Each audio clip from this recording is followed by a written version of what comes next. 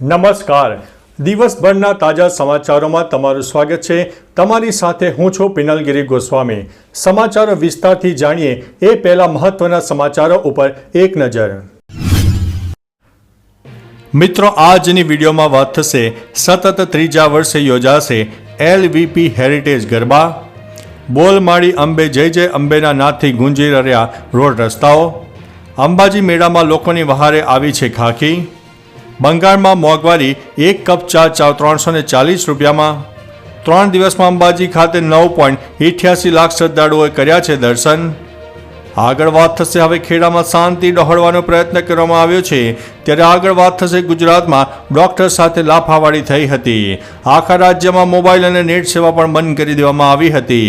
Kolkata rape અને murder કેસમાં પૂર્વ પ્રિન્સિપાલ અને SHOની ધરપકડ કરવામાં આવી છે. હવે મિત્રો સમાચારો વિસ્તારથી. કોલકાતામાં ડોક્ટર પર રેપ મર્ડર કેસમાં CBIએ 2 લોકોની ધરપકડ કરી છે, જેમાં પૂર્વ આચાર્ય સંદીપ ઘોષ અને તાલતાલા પોલીસ સ્ટેશનના SHOની ધરપકડ કરવામાં આવી છે. ઉલ્લેખનીય છે કે કોલકાતા કેસના પડઘા તમામ રાજ્યોમાં પડ્યા હતા. તમામ ડોક્ટરો દ્વારા ન્યાયની માગ સાથે વિરોધ પ્રદર્શન પણ કરવામાં આવ્યો હતો. મિત્રો, અન્ય મહત્વના સમાચારની વાત કરીએ તો આખા રાજ્યમાં મોબાઈલ અને નેટ સેવા બંધ કરવામાં આવી હતી. આસામ સરકારે ગ્રેડ 3 સરકારી પોસ્ટ માટે લેખિત પરીક્ષા માટે રાજ્યભરમાં મોબાઈલ ઇન્ટરનેટ સેવાઓ સ્થગિત કરવાની ફરજ પડી હતી.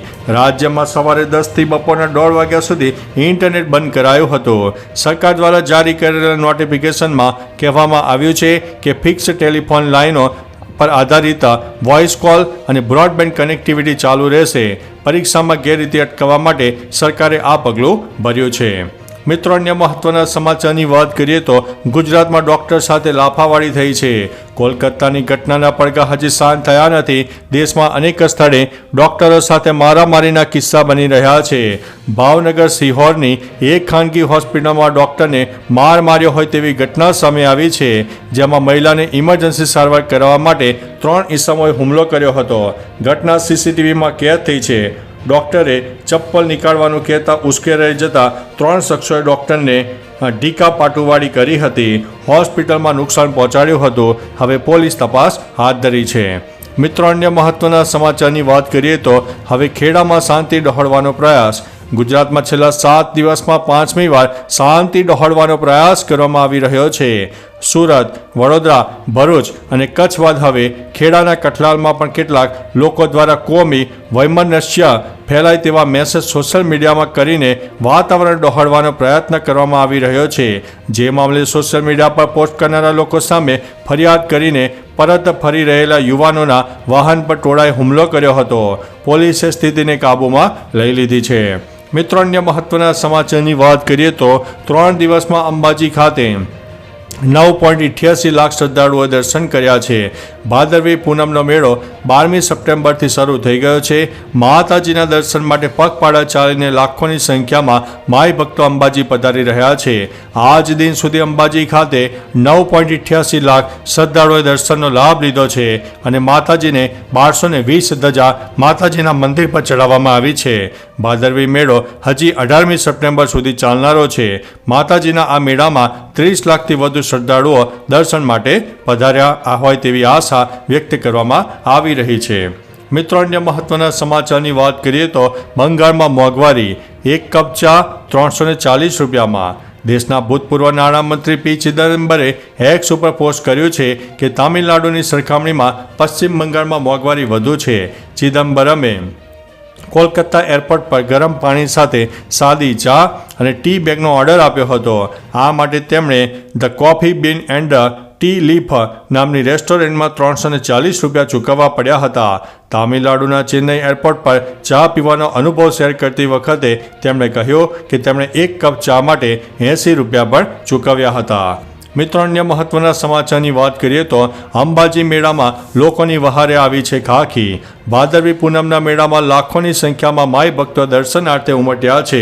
ભક્તોની સુરક્ષાની સાથે અનેક સમસ્યાઓનું નિરાકરણ કરી રહી છે. ગુજરાત પોલીસ પરિવારથી વિખૂટા પડેલા લોકોનું સુખદ મિલન કરાવવાની સાથે સાથે માલ સામાનની ચોરી તેમજ અન્ય રીતે મદદ કરી રહી છે. પોલીસ દ્વારા યાત્રીઓના ખોવાયેલા ફોન, પર્સ તાત્કાલિક શોધીને પરત કરવામાં આવી રહ્યા છે. મિત્રો અન્ય મહત્વના સમાચારની વાત કરીએ તો બોલમાડી અંબે જય જય અંબેના નાદથી ગુંજી ઉઠ્યું વાતાવરણ. ભાદરવી પૂનમના મેળાને લઈને માઈ ભક્તોમાં ભારે ઉત્સાહ છવાયો છે. મહેસાણાથી અંબાજી જતા પગપાળા માઈ ભક્તો માના દર્શન માટે રાત દિવસ યાત્રા કરી રહ્યા છે. રસ્તામાં આવેલા કેમ્પોમાં ભક્તો સુવાથી લઈને તમામ પ્રકારની સેવાઓ મળી રહી છે.